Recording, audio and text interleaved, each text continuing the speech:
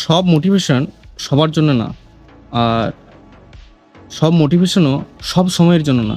Motivation মানে শুধু ভালো কথা না। মোটিভেশন মানে সঠিক সময়ে সঠিক কথা।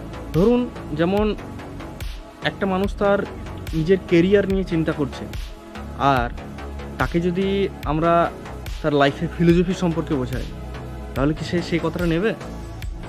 নেবে না। তাহলে আমাদের যে রিল ক্লিক করে বা হুক যেগুলো বলা হয়, সেগুলো অ্যাকচুয়ালি মানুষের সঙ্গে যখন কোনো কিছু রিলেট করে, সে তবেই তোমার মোটিভেশনাল কথা শুনবে, এবং সে তবেই তোমাকে লাইক করবে বা পছন্দ করবে, আদারওয়াইজ নয়। সে তখন স্কিপ করবে। তো কোন মোটিভেশন কোন সময়ে সেটা কেউ বুঝতেও পারে না, কেউ জানতেও পারে না। তো এরকম মানুষ পৃথিবীতে অনেক আছে, যে আমি যে কথা বলছি বা আমি যে কথা জানাচ্ছি, সেই কথাটা কোনো না কোনো মানুষের সঙ্গে রিলেট করবে। এটা নয় যে আপনার সঙ্গেই রিলেট করতে হবে। হ্যাঁ, তবে রিলেট তো করবে। কখন করবে?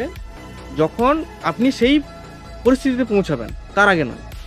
তো আমি যেটা বলতে চাইলাম যে সঠিক সময়ে সঠিক মানুষ তখনই পায়, যখন সে তার দরকারের সময়, সে তার দরকারের প্রয়োজনীয় মানুষের কথা শুনতে পাচ্ছে বা তার সঙ্গ পাচ্ছে, তবেই সে তোমার সঙ্গ দেবে, আদারওয়াইজ নয়। কিন্তু যদি না হয়, তাহলে এটাই প্রবলেম আছে যে সে হয়তো কিছুক্ষণের জন্য তোমার কথা শুনবে, বাট তারপর সে দেন স্কিপ করে চলে যাবে, যেটা আমাদের লাইফের ক্ষেত্রেও হয় অ্যাকচুয়ালি।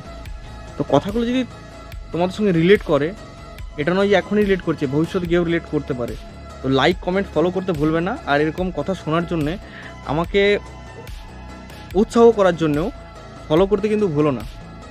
পারলে একটা শেয়ার করে দিও। বাই।